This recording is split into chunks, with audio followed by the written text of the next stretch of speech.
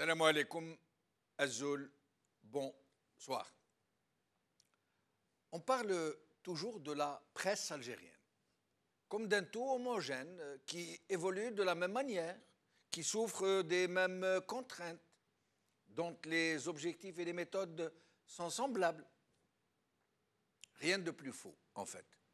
La presse algérienne est un patchwork de médias et de journalistes, de pseudo-médias et de pseudo-journalistes qui n'ont souvent rien à voir les uns avec les autres que le nom de la profession qu'ils portent et dont nombreux n'ont rien à voir avec celle-ci.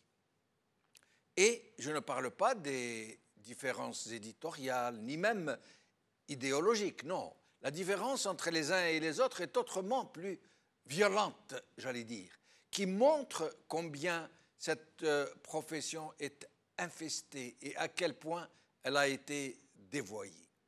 Il est vrai qu'on trouve dans la presse algérienne des journalistes et des patrons de presse qui font honneur à la profession. Et ils ont d'autant plus de mérite qu'ils n'ont pas d'autre choix que de pratiquer leur profession dans des conditions particulièrement contraignantes. Entre censure non dite et autocensure qui va presque de soi. Ces quelques journalistes parviennent, malgré tout, à faire leur boulot, de façon parfois remarquable, dans un pays où n'existe ni statistiques, ni vraies institutions, ni vrais politiciens, ni justice un tant soit peu honorable, ni parti politique digne de ce nom, ni une quelconque communication du pouvoir qui ne soit pas de la propagande, ni même un véritable syndicat des journalistes. Mais cette espèce de journaliste, par ailleurs en voie de disparition, n'est qu'une toute petite minorité dans cette corporation fourre-tout, malheureusement, où grouillent des gens qui n'ont rien à y voir, si ce n'est l'argent de la publicité pour récompenser les médias les plus dociles et aussi les affaires juteuses que cette profession permet et qui attirent les mouches. Qui ne connaît pas ces journalistes et ces patrons de presse opportunistes, sans scrupules, sans état d'âme, sans s'en cacher, qui mettent leur plume ou leurs médias au service du maître de l'heure, qui lui servent de relais propagandistes et même de mercenaires au service d'un clan ou d'un autre.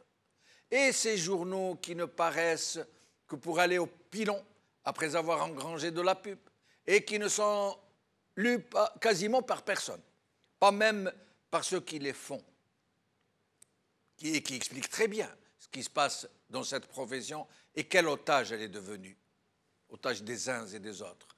Et ce nombre stupéfiant des chaînes de télé qui activent sur le territoire et qui toutes n'ont qu'un statut de bureau local, alors que toutes disposent de personnel, de studios, etc., etc.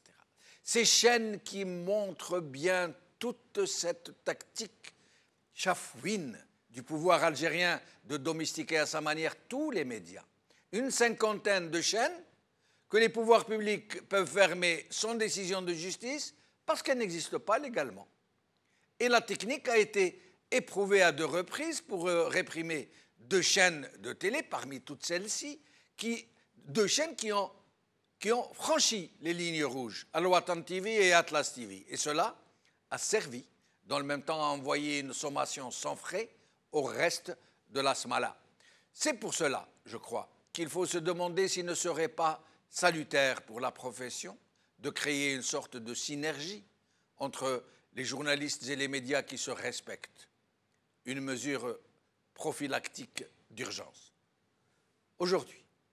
TSA, création de chaîne TV, l'appel à candidature annulé par TSA. Algérie Focus, médias, Ouda Faraoun serait à l'origine de la censure de TSA par Rania Ariles. Maghreb émergent, Algérie, le ministre de la Communication a menti, je cite Hada Azem, par Linda Abou.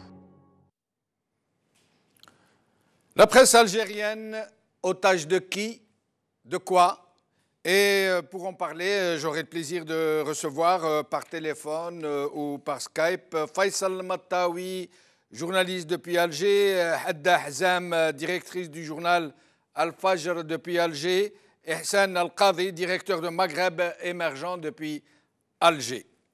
Est-ce que Hadda Hazam est avec nous? Ah, d'accord. Faisal Mattawi, vous êtes avec nous? Faisal, merci. Bonsoir, Bonsoir Faisal et merci d'avoir accepté notre invitation.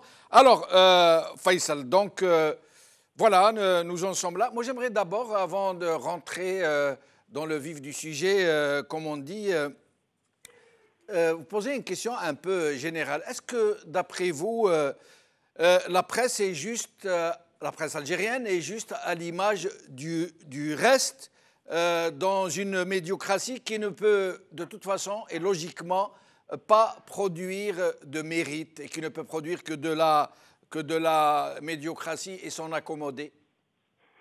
Je ne dirais pas que la presse algérienne est médiocre ou que les journalistes algériens sont médiocres. Bien entendu qu'il y a toujours des journaux de bonne qualité qui se font, des sites qui se font, des bonnes émissions à la télévision et également à la radio, y compris la radio étatique. Maintenant, il y a un environnement. Où il y a une grande partie absence de la liberté, c'est-à-dire les libertés dans l'ensemble, pas les libertés d'informer ou d'expression, même si la liberté d'expression est la mère de toute liberté, mais lorsqu'on ne peut pas manifester librement dans la rue et que le Parlement ne fait pas son travail de contrôle et que les partis politiques sont quadrillés du moins par ceux de l'opposition et que la société civile n'évolue pas dans un environnement normal et que l'université ne joue pas son rôle politique, y compris dans l'orientation des débats, dans l'enrichissement des débats, on ne peut pas demander à la presse faire plus que ça. La presse tire sa force d'un environnement où il y a de la liberté, où il y a cette possibilité de dire les choses, où les intellectuels jouent leur rôle, où les universitaires jouent leur rôle, où tout le monde participe pour faire évoluer les débats politiques, sociaux, économiques, etc. Et donc, j'ai l'impression qu'on veut surcharger également la presse, malgré ses faiblesses, malgré ses carences, malgré ses allégeances, pour une partie, de faire des projets de société ou des projets nationaux ou des projets politiques à la place des autres. Si les partis politiques font leur travail, et on a constaté que même quand la presse est en difficulté, vous aurez tout à l'heure Mme Hadda Hazam, directrice du journal Le Fajr, qui faisait une grâce de la fin la dernière semaine, entre le 13 et le 20 novembre 2017, on n'a pas vu beaucoup de partis, y compris de l'opposition, venir soutenir Mme Hadda Hazam.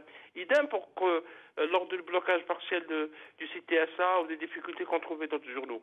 Et donc, si la presse d'opposition estime qu'elle ne peut pas aider ou soutenir la presse qui est en difficulté, qui va le faire? Est-ce que c'est des partis du pouvoir? Donc vous voyez, c'est un peu de la responsabilité de tous, Jamal. C'est la responsabilité de tous si la presse algérienne est en partie de mauvaise qualité. Restez avec nous, Faisal Mattawi. Qadi Hassan, merci d'avoir accepté notre invitation. Qadi Hassan? Oui, je suis avec vous. Alors, Qadi Hassan, justement, on parle généralement de la presse algérienne. C'est une sorte de fourre-tout, on met tout le monde. Est-ce que vous ne seriez pas tenté, vous, de faire une différence entre les uns et les autres dans tout ce, dans tout ce fatras, excusez du terme? Oui, il y a toujours lieu de faire des différences quand on a l'ambition d'analyser, de comprendre les choses. Moi, je ferai passer la ligne on va dire, de distinction aujourd'hui entre les médias qui ont réussi à se construire des modèles économiques qui leur permettent d'avoir un peu d'autonomie, voire parfois beaucoup d'autonomie, et puis les médias qui ne sont pas dans cette situation-là et qui, à un moment ou à un autre, finissent par retomber sous une forme de tutelle politique du pouvoir et qui, à ce moment-là, les empêche d'exercer leur métier d'informer, leur métier de média. Voilà. Mais est-ce qu'il y a vraiment la moindre possibilité d'échapper à cette tutelle quasiment bien invisible, sûr, mais omniprésente, qui est partout? Bien sûr qu'elle existe, bien sûr. Il y a tous les matins, bien sûr qu'elle existe, elle a différentes origines. Mais il est clair qu'il est encore possible en Algérie de faire de l'information, de construire un média indépendant. C'est déjà un peu plus difficile, mais pour des journalistes de faire des papiers qui rendent compte de sujets délicats, bien sûr que c'est possible. Ça se fait plus facilement, je disais, dans un média qui a cette capacité à résister à la tutelle. Nous avons l'héritage de la presse papier qui est né d'octobre 88, qui est encore qui est un héritage précaire aujourd'hui en difficulté, mais qui est encore là. Je peux citer les 3 ou 4 journaux qui ont survécu à cette période, qui sont un peu le repère glorieux de notre itinéraire de journalistes indépendants. Et dans ces journaux-là, il y a des espaces de liberté qui ont été aménagés, la chronique de Chouki Ammari, les papiers de Faisal Metaoui dans le Watan, quelques chroniques, des papiers d'information qui arrivent, qui passent de temps en temps, sont des espaces de liberté. Tout comme Al-Khabar, pendant longtemps, il y a eu des papiers. Ça a été un peu moins vrai ces derniers temps parce que le Khabar est passé par une période très difficile, mais je ne vais pas citer un défilé comme ça, mais c'est possible dans des médias qui ont réussi à construire cette relative indépendance grâce à un modèle économique qui a résisté. C'est possible de faire de l'information sous certaines conditions. Le problème est que ce modèle n'a pas pu se reproduire dans la presse audiovisuelle, parce que les médias audiovisuels sont tout de suite rentrés dans une forme de précarité qui fait que seuls les médias les médias qui sont dans le soutien du régime arrivent à se maintenir. Il reste le grand point d'interrogation de la presse électronique qui est en fait le vrai challenge de l'avenir. Est-ce que cette presse-là réussira à construire un modèle qui fera d'elle le relais de ce qu'a fait la presse papier dans les années 90, c'est-à-dire un modèle économique suffisamment indépendant pour nous offrir aux Algériens un espace d'indépendance qui soit... Nous allons y arriver tout à l'heure sur la presse économique, mais sinon, Qadi Hssen, est-ce que vous n'avez pas... C'est pas la presse économique. Électronique, pardonnez-moi, c'est un lapsus. Mais sinon, Qadi Hssen, est-ce que vous n'avez pas l'impression que ce régime, quand il s'agit de la presse grand public, il est très intransigeant, il est très pointilleux sur tout. Et quand il est question d'une certaine presse ou de certains articles ou de certaines émissions destinées à un tant soit peu, disons, des élites, il est moins regardant. C'est un peu comme s'il faisait d'une pierre deux coups. D'abord parce qu'il sait qu'il ne peut pas tout fermer, tout plomber, mais qu'ensuite, ça lui sert aussi à vendre son image de régime, de système très tolérant, qui permet une libre expression. Est-ce que vous n'avez pas l'impression que ce régime joue sur ces deux facettes de l'information, là où il y a un cœur de cible grand public et un cœur de cible élite, si je peux dire? On peut le dire. On peut dire que le régime est plus pointilleux et devient plus... ferme lorsque la liberté de ton touche des médias grand public et accepte et tolère plus cette liberté de ton lorsqu'elle est confinée dans des journaux francophones qui touchent peut-être des élites. On peut dire, même si ce découpage-là était peut-être plus vrai il y a 15-20 ans. Aujourd'hui, même les expressions qui sont plutôt destinées à des élites ne sont pas tolérés. Enfin, Faisal Metaoui a cité la censure de TSA, la censure partielle de TSA.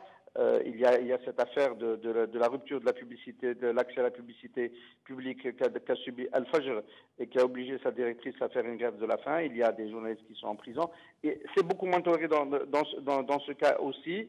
Mais je dirais que fondamentalement, pour répondre de manière un peu plus profonde à cette question, ce n'est pas décisif parce que c'est une erreur de croire que le contrôle des médias qui touchent l'opinion large est possible. Aujourd'hui, c'est pas de l'information, mais c'est une façon de travailler l'opinion.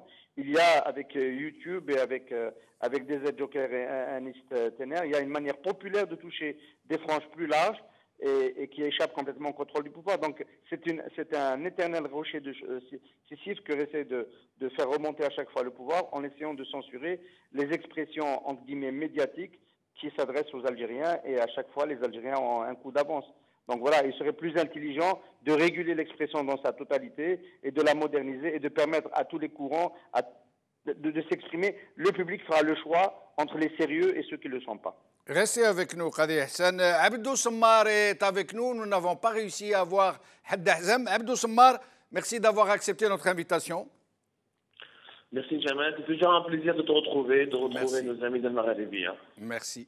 Alors, Abdou Sammar, nous tous, tout le monde, les journalistes ou non, quand nous parlons de la presse algérienne, on dit la presse algérienne dans sa globalité. Et dans notre perception, nous avons l'impression qu'il s'agit d'un corps homogène où il n'y a que des journalistes et des patrons de presse découpés à l'emporte-pièce en quelque sorte. Or, vous savez très bien, Abdou Sammar, que c'est loin d'être le cas.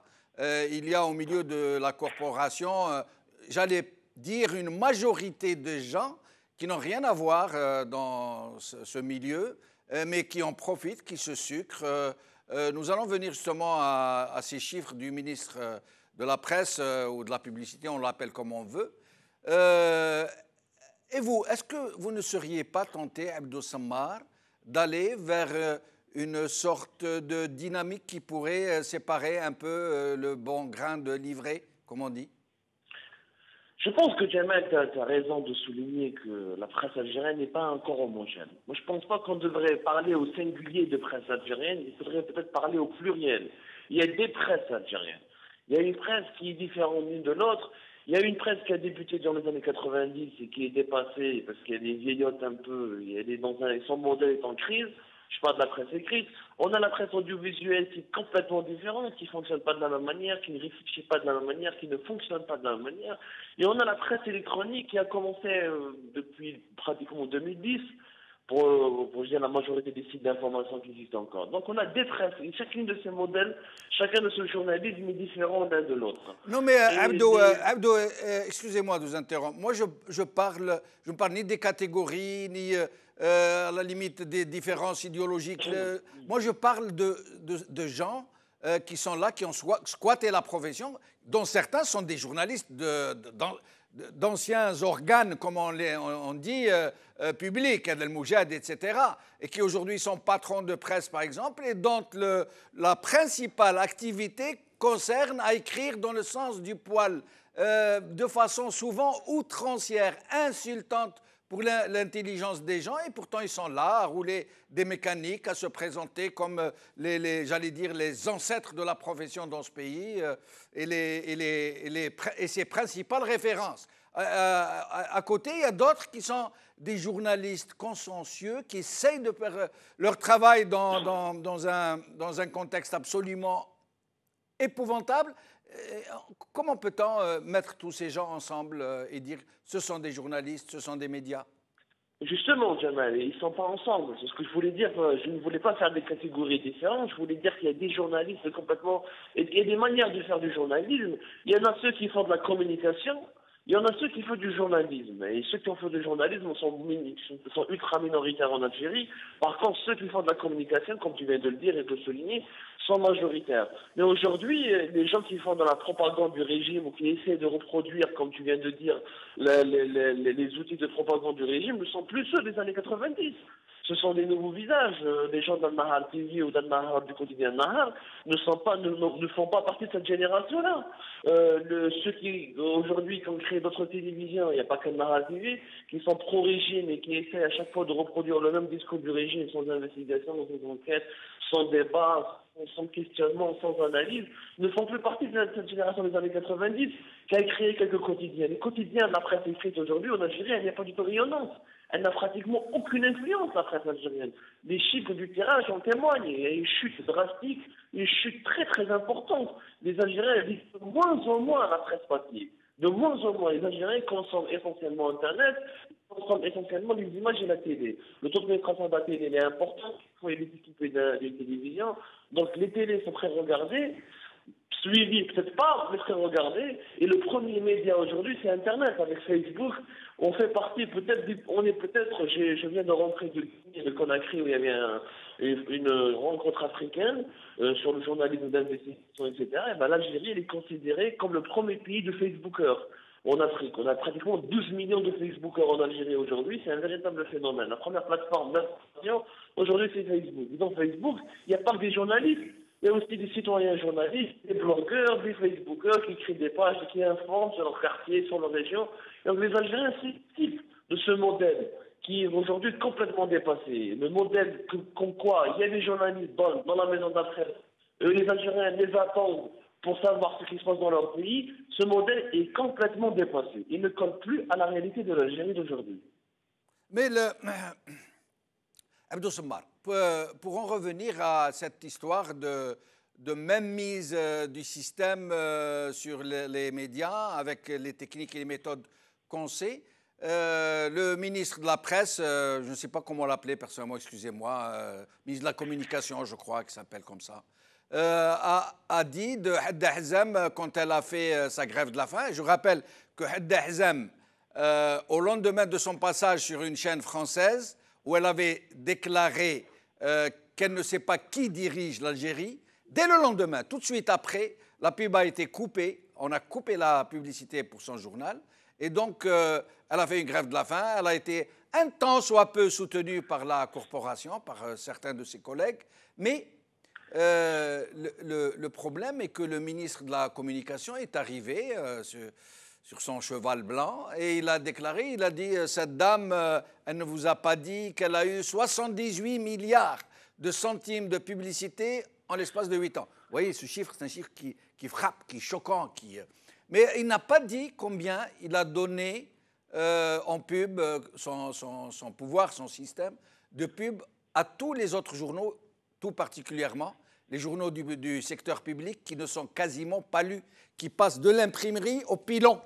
Hein, ça veut dire qu'en plus des frais qu'ils occasionnent, ils ne sont pas lus et ils engrangent la plus grosse partie de la publicité dite institutionnelle. Abdou Semmar, est-ce que vous avez des chiffres sur ça ou une idée quelconque?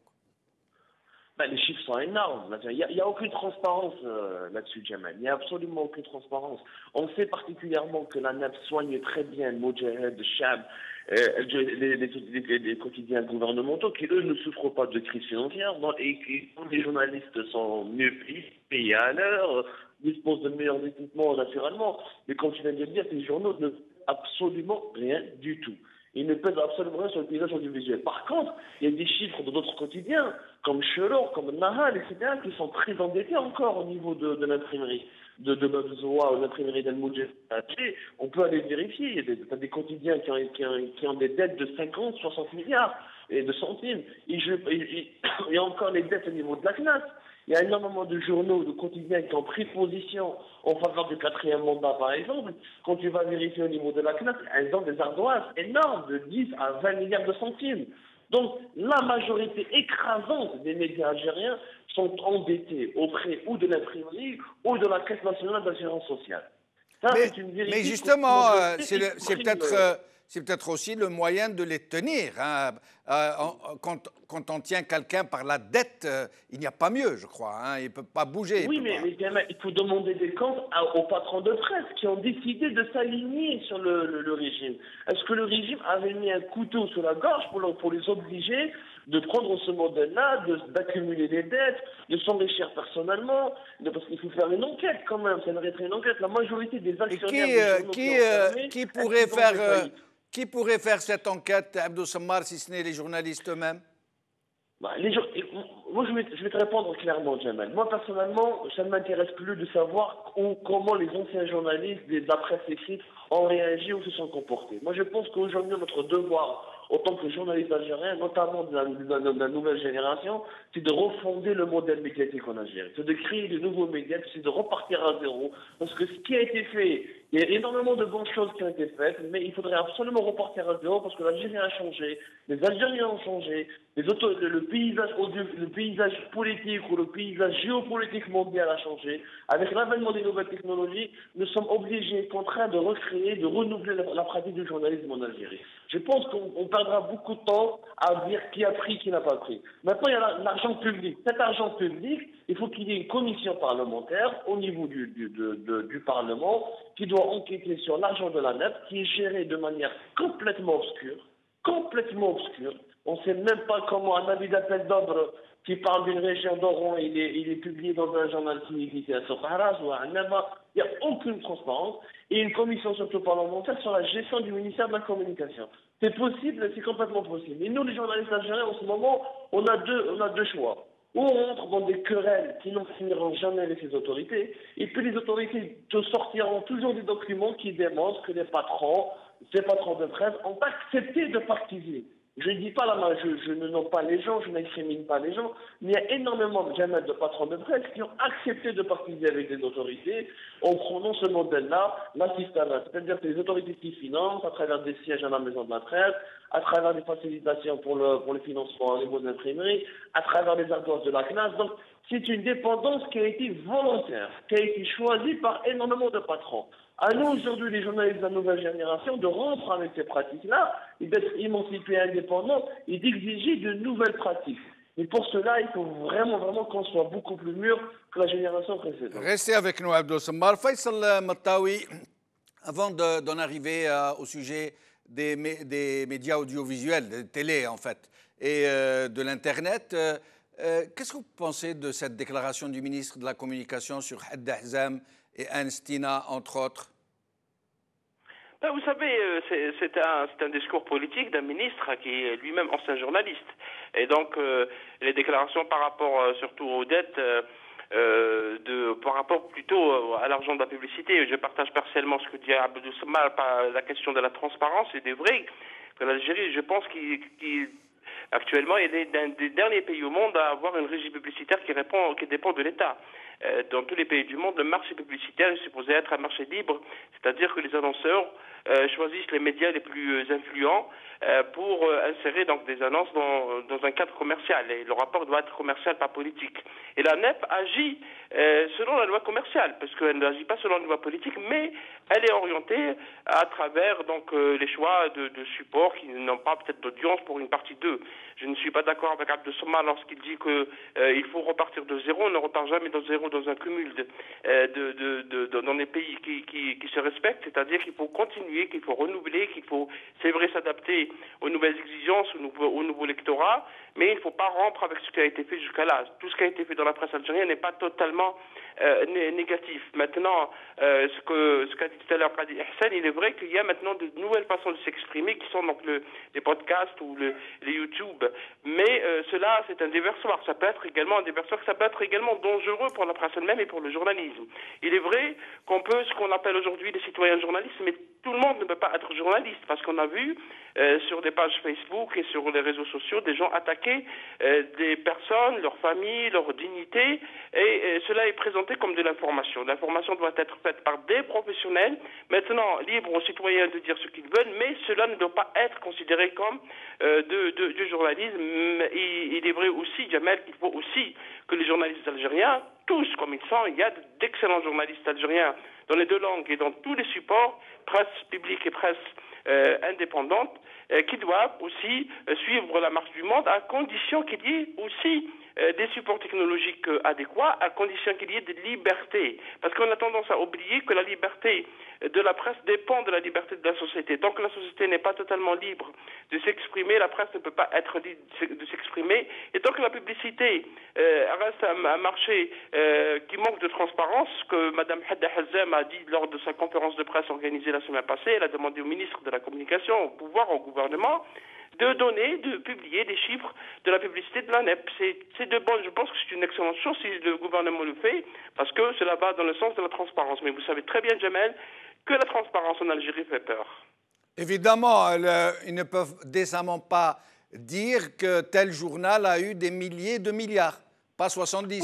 Oui, et c'est vrai, parce que vous savez, c'est des choix qui se font par le gouvernement. Il y a une presse publique. La presse publique, elle est supposée être publique. Le journal Le Soleil au Sénégal est un journal public. Mais c'est un journal qui donne la parole à tout le monde, y compris de l'opposition. Or, chez nous, nous avons, il est vrai, des journaux qui sont publics, mais qui sont des journaux gouvernementaux.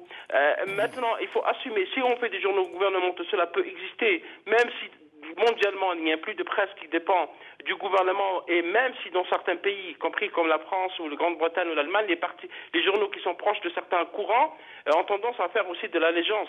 Cela a été largement constaté lors des élections présidentielles françaises, mais le choix des supports par le gouvernement à travers la publicité a toujours existé depuis très longtemps. En attendant, j'ai l'impression qu'on le découvre. Cela existe depuis au moins 20 ans, et ça n'a jamais changé, parce que la presse, une grande grande partie de la presse tire profit de cela, se tait. Et Mme Hada Hazem a été, il y a certains responsables de journaux ces derniers temps ont même fait pression sur elle en lui disant il faut que tu arrêtes de parler de la publicité, de la transparence, etc. parce que tout le monde tire profit. Donc c'est au gouvernement et c'est aussi à la corporation d'imposer ces règles de transparence. Or, le problème, Jamel, le problème qui se pose avec la corporation est qu'elle est mal organisée. Qu'il n'y a pas un syndicat puissant, qu'il n'y a pas d'organisation puissante, qu'il n'y a pas d'associations qui peuvent imposer ce débat. La presse électronique tente de s'organiser à travers un nouveau forum, mais c'est aussi aux journalistes, aux travailleurs de la presse de le faire. Mais justement, Faisal Mtawi, puisque vous en parlez, pourquoi la corporation éprouve-t-elle tant de difficultés à s'organiser, à avoir un véritable syndicat, à se battre pour être vraiment représenté dans la commission d'attribution de la carte professionnelle? Pourquoi les gens qui composent cette profession sont-ils aussi absents? Parce que il y a plusieurs raisons. Jamel. La première raison, qu'il y a une mentalité d'exclusion au sein de la presse. Et le pouvoir a énormément joué sur ça, comme il a joué pour diviser l'opposition entre elles-mêmes. Vous avez vu comment l'opposition s'est organisée autour d'une plateforme et cette plateforme a été abandonnée parce qu'il y a eu des divisions internes. Ces divisions existent également dans la presse nationale. On divise entre les journalistes d'expression arabophone et d'expression française. On sépare entre les journalistes qui travaillent dans le secteur d'État et ceux qui travaillent dans le secteur privé. On sépare entre ceux qui travaillent dans le secteur de l'audiovisuel et ceux qui travaillent dans le secteur de la presse écrite et de la presse électronique. L'Algérie a besoin bien sûr de tous les supports médiatiques, y compris de la presse écrite. Et je ne crois pas que la presse écrite est finie en Algérie. Au contraire, tout l'avenir devant elle, puisque l'Algérie est un pays vaste et qui est toujours mal couvert sur le plan de l'information. Et donc, toutes ces divisions ont fait que les journalistes peinent à se regrouper. Il y a des journalistes qui ont peur d'aller vers le travail syndical parce qu'ils subissent des pressions au sein de leur entreprise, y compris dans les entreprises d'État, parce que faire un syndicat à la radio et à la télévision algérienne, c'est très, très compliqué. Idem dans les journaux privés, idem dans certains sites. Et donc, c'est aux journalistes aussi de dépasser certaines barrières psychologiques, certaines barrières de la peur et d'aller vers l'organisation. L'organisation, au contraire, c'est une excellente chose. En Égypte, par exemple, pour ne pas citer un pays européen, le syndicat de journalistes Naqab el-Sahafiyin est une puissante organisation qui contribue parfois à faire avancer des choses malgré les pressions. Et donc, je pense que la grande urgence en Algérie est justement que les journalistes s'organisent dans des organisations. Avoir plusieurs syndicats, le pluralisme est une bonne chose pour défendre d'abord leurs intérêts socio-professionnels, parce que les journalistes continuent à être sous-payés en Algérie. Certains ne sont pas déclarés à la sécurité sociale, certains sont recrutés dans le cadre de dispositifs d'insertion de la jeunesse, des dispositions d'insertion à l'emploi. Et donc le temps est venu pour les journalistes de s'organiser pour défendre aussi leur dignité, pour défendre l'éthique de la profession, parce que Abdou Samar a raison, il y a une partie de la presse il y a des journalistes qui peut-être qui n'ont de lien avec la presse que le nom, parce qu'un journaliste c'est défendre des idées, c'est défendre un idéal, c'est défendre la liberté de ne pas servir uniquement de relais. Restez avec nous, Faisal Mtawi. Qadi Ihsan, tout à l'heure, Abdou Samar a dit que il y a une chute du tirage très importante. D'après vous, est-ce que c'est parce que les Algériens, à force de scandales et de scoops, ont perdu l'intérêt pour le scoop et le scandale, ou est-ce qu'il y a d'autres raisons? En fait, il y a plusieurs processus qui ont concouru à cela. C'est un processus mondial, la désaffection vis-à-vis de la presse papier, donc il ne pouvait pas ne pas toucher l'Algérie. C'est une désaffection qui est due à la poussée de la lecture sur écran, la lecture digitale. Voilà, donc ça c'est une chose. Mais chez nous, ça s'est aggravé, ça s'est accéléré à cause de ce que vous avez cité, probablement. Peut-être une forme de désapprobation des Algériens vis-à-vis de la chose publique, vis-à-vis de leur vie, etc., à cause de l'accumulation des scandales. Mais moi, je pense que c'est aussi dû au fait qu'il y a eu cette décision au milieu des années 2000 du pouvoir du président Bouteflika, conseillé par les services de l'information du DRS, d'un certain officier bien connu de l'époque, qui était collaborateur du général Toufir sur les questions de la presse, qui a choisi noyer le champ, l'offre en journaux, noyer l'offre en journaux pour essayer d'isoler les titres qui n'étaient pas contrôlables. Au milieu des années 2000, le marché publicitaire privé était tellement développé que des journaux comme L'Ouatan, le Khabar, Le Soir, Liberté et quelques-uns d'autres, Quotidien d'Oran, pouvaient relativement s'autonomiser par rapport aux injonctions. Ça posait un vrai problème. Il était passé de mode de censurer directement, ça ne pouvait plus se faire. Il y avait toujours effectivement cette idée de faire paraître cette presse comme étant la vitrine démocratique de l'Algérie. Et donc, ce qui a été retenu comme dispositif pour essayer d'en limiter l'influence, c'était d'inviter des amis. C'est un peu le phénomène, c'est la scène à laquelle nous arrivons aujourd'hui. Il y a eu une centaine de journaux factices qui ont été créés de toutes parts pour noyer, pour inonder, pour empêcher ces médias sérieux, professionnels, de continuer à grandir. Il n'y a pas la place pour autant de journaux en Algérie, c'est une évidence. Et aujourd'hui, la crise a commencé par frapper ces faux journaux. Aujourd'hui, on dit il y a une soixantaine de journaux qui ont disparu. Enfin, on les avait pas réellement vus sur la scène. Ils n'étaient pas là. Ils ont disparu comme ils sont nés dans la. Oui. Mais Qadi Hassan, vous êtes toujours avec nous? Qadi Hassan, nous l'avons perdu. Nous allons essayer de le joindre de nouveau. Abdou Sammar. Abdou Sammar? Oui, Jamal, je vous entends. Abdou, le gouvernement avait annoncé qu'il allait mettre de l'ordre dans cette histoire de chaînes de télévision privées, une cinquantaine, je rappelle, qui toutes n'ont pas de statut de chaîne, mais de bureau installé à Alger. Et encore, il n'y en a que 5 qui sont autorisés à ouvrir un bureau de façon légale. Les autres, 45 ou 46, n'ont aucune existence légale, si ce n'est celle de boîtes de production. Or, ils ont des studios, ils ont des journalistes, ils sont déclarés à la sécurité sociale, ils font des reportages, ils ont des plateaux, mais à condition de ne pas franchir les lignes rouges. Ça veut dire si jamais elles franchissent les lignes rouges et qu'elles ne marchent pas au pas et comme on le leur dit, elles sont tout simplement fermées par simple décision administrative. Et elles ne peuvent même pas se plaindre puisqu'elles n'existent pas légalement. Et donc, le gouvernement a promis de mettre de l'ordre, de ne laisser que 7 chaînes la possibilité d'activer. Et juste après, il est revenu sur sa décision pour dire non, non, pour le moment, on ne touche à rien. Abdou Sammar, qu'est-ce que vous en pensez? Non, j'en pense que la première loi qu'ils ont promulguée, qu'ils ont voulu appliquer, elle est inapplicable parce qu'elle veut traiter uniquement des chaînes thématiques et cette loi elle est tellement restrictive, elle est inapplicable sur le terrain. D'abord, chaque chaîne ne doit se limiter qu'à un seul thème, ce qui est très difficile. On n'a pas que des chaînes de news, il faut agréer quoi? Il faut agréer le Mahar, ou des news de Haddad, ou nos médias de Tahkoud, et là, après, on nous dit que par chaque thème, il ne doit pas y avoir plus d'une seule chaîne, donc ça limite la liberté, d'initiative.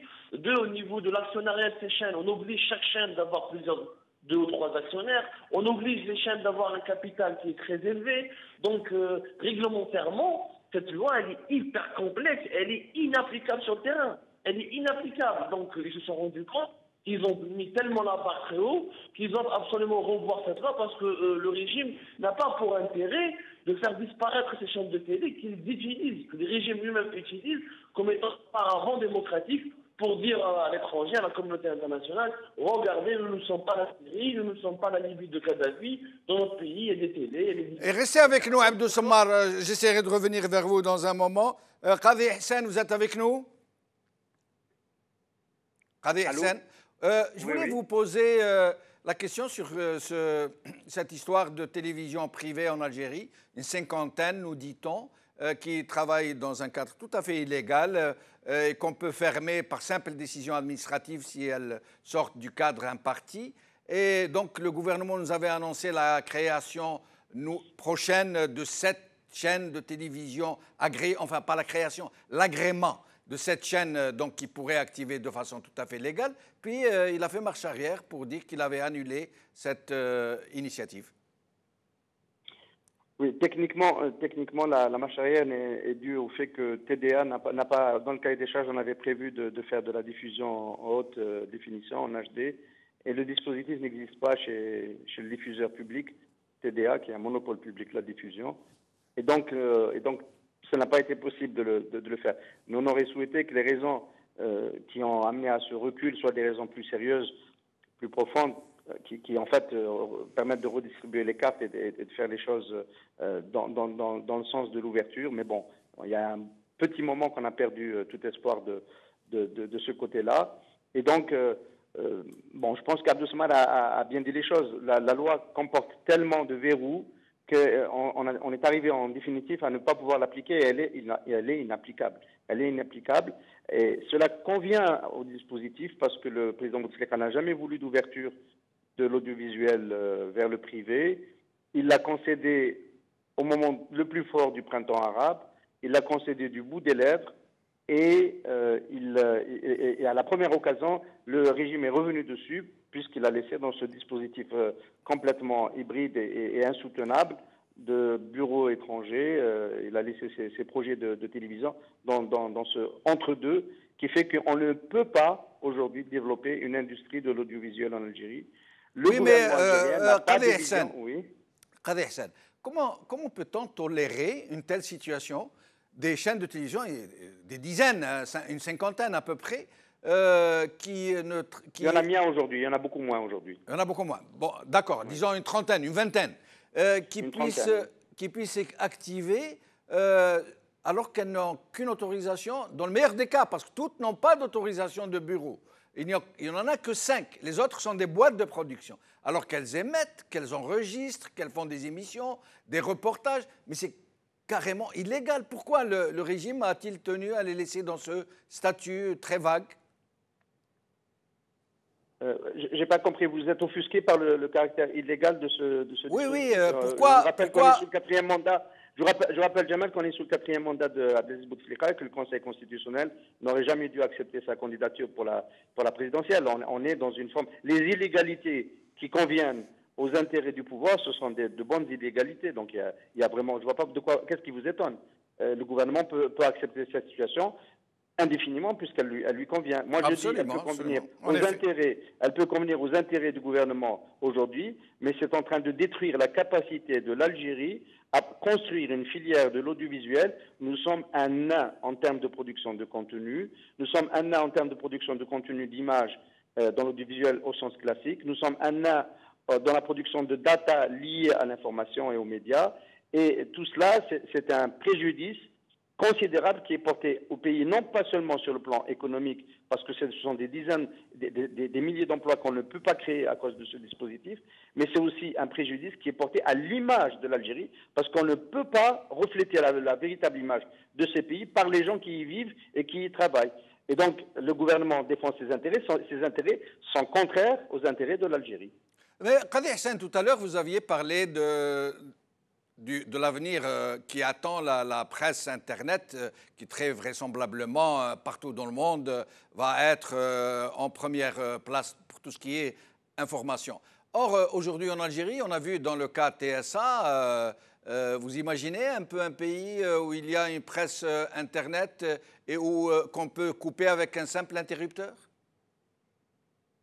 Évidemment, c'est intolérable. Le gouvernement n'a pas pris le temps de réfléchir au statut de cette presse-là. Il a traité par, on va dire, la suspicion dès le départ, considérant que c'était une activité à la marge. Ensuite, on se rendant compte que c'est une activité qui fait partie de l'offre de l'information, de l'offre de la communication, et de proche en proche, n'ayant pas pris le temps de réfléchir à son développement et à comment l'insérer dans un dispositif national d'offre de contenu algérien, il est arrivé naturellement à ce qu'il sait faire de manière un peu grégaire le plus facilement, c'est-à-dire censurer. Je pense qu'on a pris le temps de réfléchir à cet acte, qui est un acte tout à fait inadmissible, qui touche à la liberté d'Internet, à la liberté de la presse, à la liberté d'expression, à la liberté d'entreprendre. Et je suis content, en tant qu'éditeur de presse électronique, que cette mesure ait été levée et qu'aujourd'hui on puisse accéder à TSA à travers les réseaux publics. Mais cet épisode doit nous amener à réfléchir sur le statut de cette presse-là. Nous avons pris nos responsabilités en tant qu'éditeurs.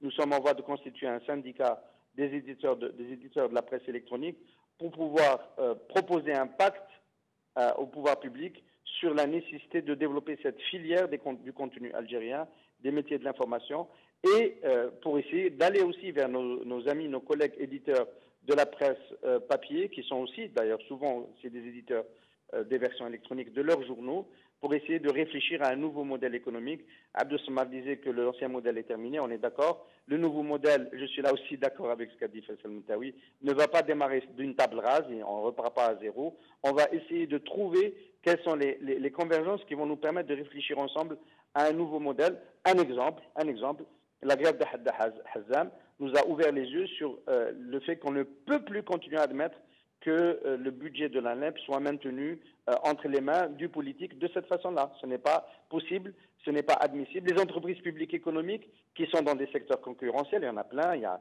Air Algérie, il y a les entreprises des opérateurs téléphoniques, les assureurs, les banques, des entreprises de l'industrie qui sont dans des secteurs concurrentiels, sont obligées de choisir des supports. Enfin, elles ne choisissent même pas ces entreprises. Elles confient leur budget à l'ANEP qui met leur communication économique entre les mains de médias qui ne sont pas visibles. Et donc, on les empêche d'être concurrentiels vis-à-vis du privé national et international. Ce n'est pas admissible. C'est complètement contraire à la logique du marché. Donc, nous avons une revendication claire. Ce n'est pas la seule, il y en a d'autres. Abdou en a cité une autre par rapport aux aides publiques. C'est de remettre tout ça à plat, remettre le système de financement de la presse à plat pour pouvoir faire en sorte qu'on ait quelque chose d'équilibré, qui tienne la route. Il ne faut jamais oublier qu'il y a le sort de dizaines de familles, de centaines de familles, de salariés qui sont en jeu avec ce dispositif qui est en train de se terminer aujourd'hui, qui est celui de la presse papier soutenu par la pub publique. Ça ne peut plus continuer et qu'on préfère construire des modèles qui tiennent la route et qui permettent aux Algériens d'exercer leur droit à être informés correctement. Restez avec nous, Qadi Hassan, jusqu'à la fin de l'émission. Nous recevons à présent Riles Aynouch, caricaturiste qui a eu maille à partir avec TSA, justement. Riles Aynouch, merci de nous avoir rejoints. Riles. Bonsoir, Jamel. Bonsoir, Riles, vous êtes en Skype avec nous.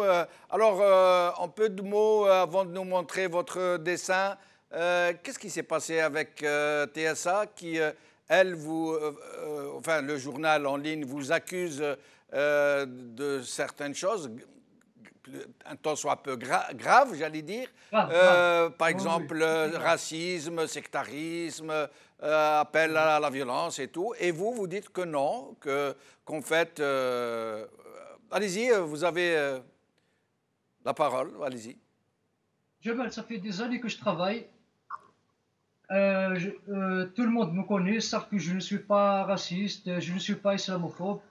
Je suis fan de Coluche. J'ai essayé une dizaine de livres de Coluche. Il faisait des blagues sur des Noirs, sur des Arabes, sur des Juifs, sur tout le monde. Il n'est pas raciste, c'est juste de l'humour, de second degré. C'est juste pour rire. J'ai fait aussi des dessins où je me moquais des Kabyles. Ça veut dire que je suis aussi anti-Kabyle. Moi aussi, je suis Kabyle. Je ne suis pas raciste. J'ai des amis arabophones. J'ai de très très bonnes relations avec TSA. Et là, ils ont reçu un ordre ou je ne sais pas quoi. Ils n'ont pas d'argument, donc ils ont cherché des fois de gauche à droite et ils n'ont pas trouvé. C'est tout ce qu'ils ont trouvé. Des dessins contre l'islam, des dessins contre sur le racisme. Ça, c'est le manque d'arguments. Ça fait 4 ans que je travaille avec eux. Ça fait 4 ans que je publie ce genre de dessin sur Facebook. J'ai pas signé un contrat d'exclusivité avec TSA. J'ai respecté la ligne éditoriale du journal. Je n'ai jamais envoyé de dessins sur le sexe. Vous étiez en CDI avec eux? Vous étiez en CDI? Voici mon contrat. Voici mon contrat. C'est un CDI. Voilà. D'accord. Parce qu'eux disent que vous étiez pigiste avec eux. Mais justement, parce qu'ils n'ont pas d'argument, parce qu'on leur a donné un ordre. Voilà. Contrat. Oui, sous CDI, on voit bien. Oui, en effet. CDI, voilà, voici mon nom. Oui, voilà. Monsieur Aynouch, oui, d'accord. Voilà. C'est-à-dire que quand j'étais avec eux, Je parlais sur TSA quand j'étais en France, en Europe, dans toutes les télévisions où je passais. Je parlais sur TSA en Amérique. Je parlais sur TSA. Là où je passe, je parlais sur TSA. Ils sont contents. Ils disent que je suis permanent. Et là, comme à licencié, je suis passé du titulaire à un pigiste. Là, vraiment, c'est pas normal. Quand j'étais avec eux, 4 ans, on me paye. Chaque mois, on me paye. On me paye pas à la pige. Chaque jour, j'envoie des dessins. Et de jour au lendemain, ils disent que je suis pigiste. Et Vraiment, c'est pas normal. le syndicat des journalistes, qu'est-ce qu'il a fait sur cette question? Ah, je sais pas qu'est-ce qu'ils ont fait. Personne ne m'a contacté des syndicalistes. Alors, Je vous sais êtes pas. venu avec 2 dessins aujourd'hui que vous allez nous montrer. Nous allons les voir. Le premier. Voilà, avec ce dessin sur le déblocage, TSA est débloqué. Ah, on n'est pas en train de voir. Alors, voilà, le premier. Voilà. On va le montrer de plus près parce qu'on ne voit pas très bien. Est-ce que vous pouvez Euh, l'approcher? je ne sais pas si à la régie, si vous pouvez. Voilà, TSA débloqué. Voilà, ils ont appelé leur patron, je ne sais pas qui leur a donné l'ordre. On vient de vers Hainouch, c'est bon alors, on vous débloque le site de suite. Voilà. OK, le deuxième. Le deuxième, c'est là, j'ai fait ce dessin après la mort en prison du journaliste Mahmoud Tamel. Mohamed Tamal, Pas de futur. Voilà. pas de Pas de futur. Les futur. journalistes algériens ne se se conjuguent conjuguent qu'aux qu'aux prisons. prisons de l'indicatif. Merci. Voilà. Merci. Merci. Merci Rilas Ainouch. Merci Faisal Mattawi. Merci Hadda. Non, Hadda Hazam, nous n'avons malheureusement pas pu la joindre. Merci Abdou Sammar. Merci Hassan Al-Qadhi. Merci à vous, chers amis, d'avoir suivi cette émission. Bqa ala khair, b'slama.